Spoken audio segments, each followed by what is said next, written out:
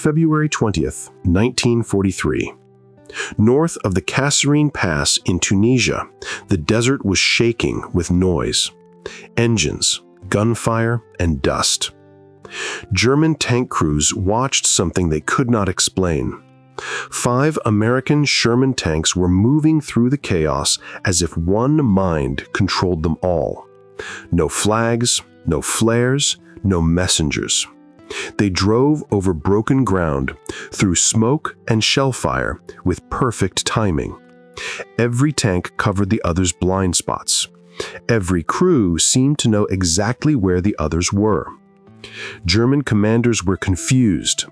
Their own Panzer IVs had radios, but the sound was filled with static and crackling. Orders were lost in the noise. Many tanks could only listen. They couldn't talk back. When a command tank was hit, the whole unit went silent. But the Americans, their voices came through clear as day. They talked, adjusted, warned each other, and attacked together. It looked almost supernatural. In reality, it was science, the kind of science born not on the battlefield, but in factories back home. Each Sherman carried something new, an FM radio set. Unlike the German AM radios that lost signal after a few hundred yards, the American system cut through the roar of engines and the desert static. Crews could talk clearly across miles. For the Germans, it broke every rule they had been taught. How could tanks without visual contact move in such perfect coordination? They didn't know that the Americans were using a completely different kind of communication, one the Wehrmacht didn't even realize existed. That morning at Kasserine, the world saw a new kind of power. It wasn't thicker armor or a bigger gun. It was invisible, a network of voices linking every American tank on the field. While German crews fought alone, shouting over engine noise and dust, the Americans fought connected. For the first time in history, tanks didn't just fight side by side.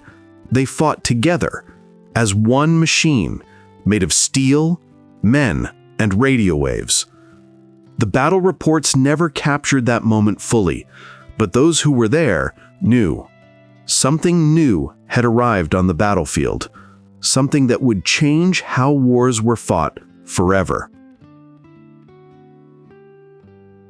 The story of this breakthrough didn't start in the desert. It began in a quiet factory building in Chicago, years before Kasserine. There, engineers from a small company called Galvin Manufacturing, later known as Motorola, were trying to solve a problem that no one else could. The U.S. Army wanted radios that worked inside tanks, not the old kind that filled with static and failed when engines started, but something clear, strong, and reliable. Inside a tank, everything shakes, hums, and buzzes with electricity. For most radios, that meant chaos. 2 men, Daniel Noble and Henryk Magnuski, found the answer. They used frequency modulation, or FM, instead of the older AM system used by most armies, including Germany's. FM filtered out the background noise and kept voices clean and steady, even during gunfire or over rough ground. Their creation was called the SCR-508. It weighed about 180 pounds, packed with tubes, crystals, and precision wiring. But it could do something no other tank radio in the world could do. Let crews talk to each other in real time, clearly, across miles. Every Sherman tank that rolled out of Detroit carried this new technology. Each one became part of something far bigger, the first true battlefield network. For the first time, every tank could both send and receive. There were no silent partners anymore. Every crew had a voice. In November 1942, during Operation Torch in North Africa, that voice was heard for the first time in combat. American tanks moved with coordination that shocked even their own officers. Commands, warnings, and updates passed through the air instantly, cutting through the chaos of battle. The Germans, still using short-range AM radios, had no idea what was happening. They thought the Americans had somehow mastered perfect discipline or drilled endlessly. They didn't yet understand that the real difference wasn't in training, it was in technology. From that moment, the game had changed. A war once fought with maps and shouted orders was turning into a war of communication, one where invisible signals could decide who lived and who didn't. The radio inside each Sherman was more than just equipment. It was a weapon, one that made every tank a thinking part of a larger machine. Together, they could move, react, and fight faster than anyone thought possible.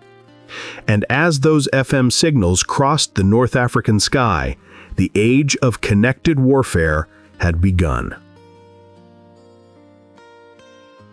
After North Africa, the lesson was clear. Radios could win battles. In Italy, that lesson became a revolution. The mountains there should have made radio use almost impossible. Signals bounced off rocks and vanished in valleys. But the American FM sets didn't quit. They kept working where the German AM radios fell silent. Tank crews who couldn't even see each other stayed connected through their headsets. They moved over ridges, through fog, and around enemy fire, talking the whole time. Orders came fast, clear, and alive. The Germans had to rely on visual signals, hand gestures, or flag codes, methods that belonged to another century. By the time the Allies landed in Normandy in June 1944, the radio had become as important as the gun. But there was one big problem. Tanks and infantry couldn't talk directly. The soldiers on the ground used a different type of radio, tuned to another frequency. This small gap cost lives. In the thick hedgerows of France, German soldiers with Panzerfausts could sneak close to American tanks while friendly infantry had no way to warn them.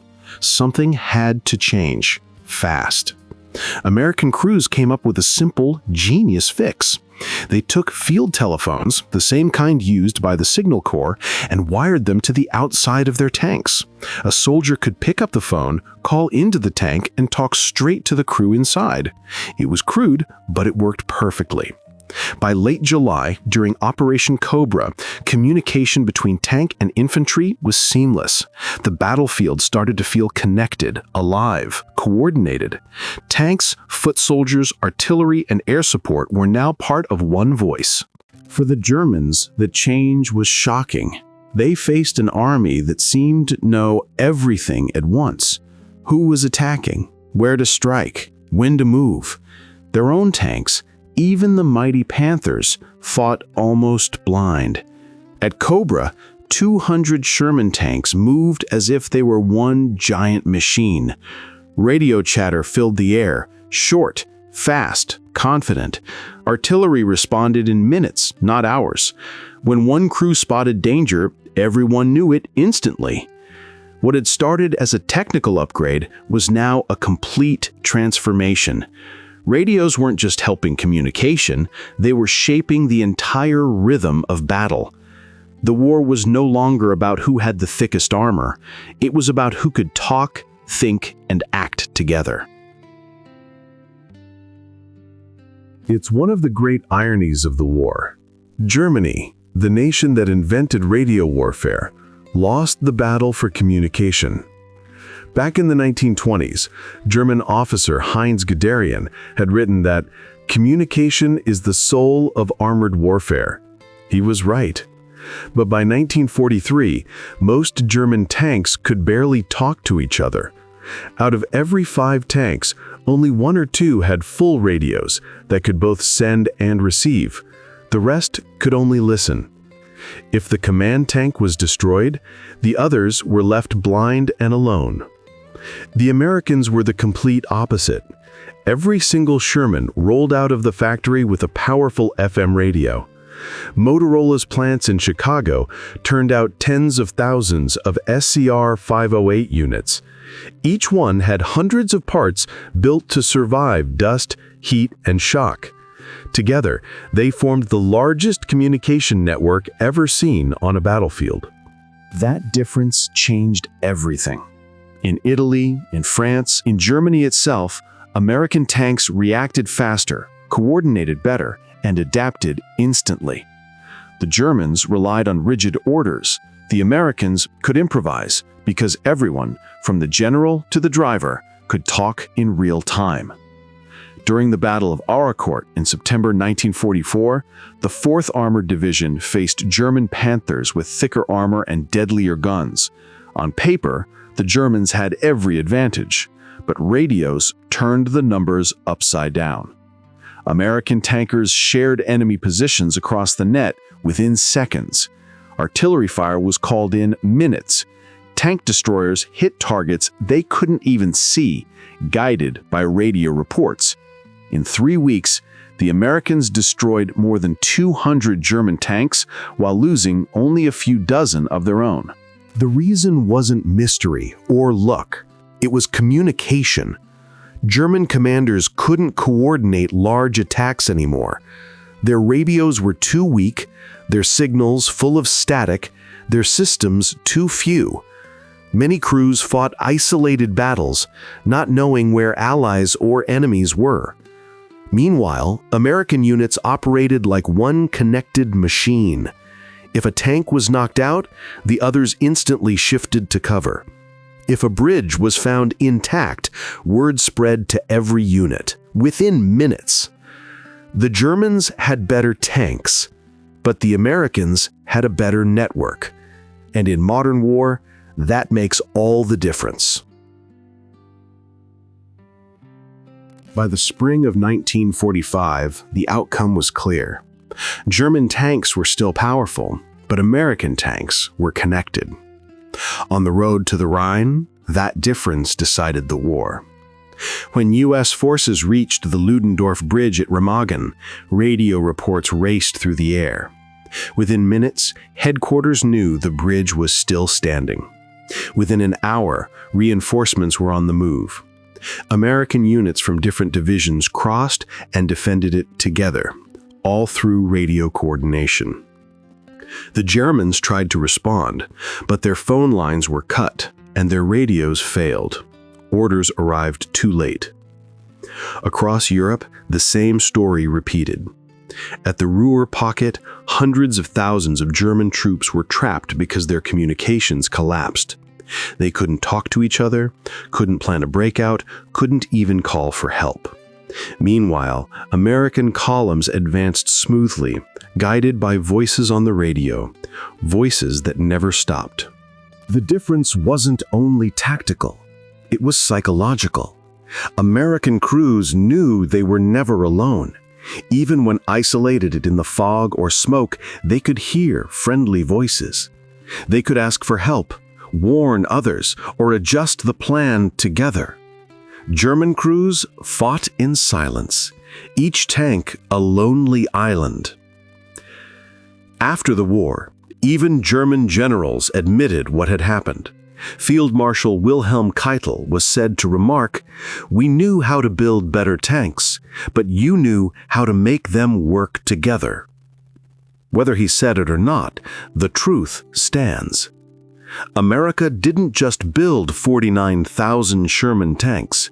It built 49,000 connected machines, each one a living part of a network. That network changed warfare forever. From the FM radios in Sherman tanks came the ideas behind today's digital battlefields. Modern armies still follow the same rule that was born in the North African desert. Connection means survival. The lesson is simple but powerful. In war, strength alone isn't enough. What matters most is how well you can share information, react, and move as one. The invisible signals that linked the Shermans did more than guide bullets. They guided victory. And that victory, born in static and steel, became the foundation of every connected army that followed. Subscribe to the channel, like the video, turn on the notification bell, and leave a comment.